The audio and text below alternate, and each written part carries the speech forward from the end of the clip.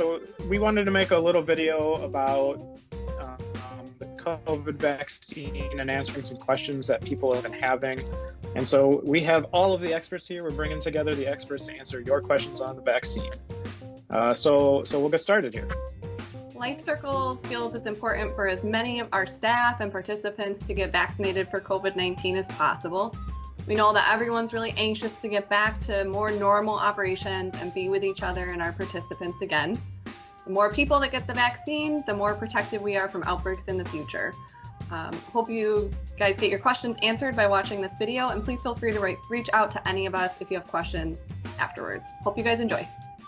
So Cheryl, why should I get the COVID vaccine?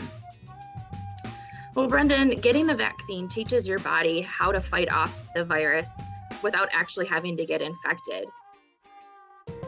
In addition to that, getting the vaccine is going to be the best first step to getting us back on the path to normal life. It prevents us from getting sick ourselves. It prevents the folks around us from getting sick. And once we get enough people vaccinated, that's when we can start look at things like not needing to wear a mask or social distancing. But we need to get enough people vaccinated before any of those things are going to be an option. So Molly, should we trust the COVID vaccine? We should trust it, and there's multiple reasons we should trust it. There were no safety processes skipped. Regardless of the quickness of this vaccine getting approved under the emergency use authorization, all the safety standards were followed. It was a global effort, so there were top scientists with unlimited money, manpower, and technology putting forth efforts in these studies. There were many volunteers, up to 50,000 volunteered to participate in these studies when much fewer are required in this process. All ages, races, and ethnicities were represented.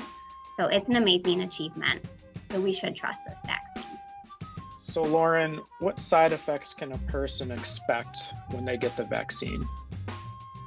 You might experience some short-term discomfort like fatigue, headache, chills, fever, muscle pain, and pain at the injection site. But typically these reactions only last a day or two, and they might be more pronounced after the second vaccination. These actually mean that your body's doing its job in making antibodies, which is a good thing. They're normal, common, and expected. So Carrie, does the COVID vaccine have any long-term side effects? Most side effects occur within the first 6 weeks after getting the vaccine, but the FDA is monitoring for side effects up to 8 weeks after getting the vaccine. We don't know the long-term side effects of the vaccine at this point, but we are continuing to monitor for safety as more people get the vaccine. So Daniel, tell me more specifics about the vaccine. Okay, the vaccine uses mRNA technology for the vaccine production. This is technology that's been utilized in cancer treatment for approximately the last 10 years. The COVID-19 mRNA vaccine gives instructions for our cells to make a harmless little piece of protein that looks like the little protein spike some of us may have seen on the images of the COVID-19 virus.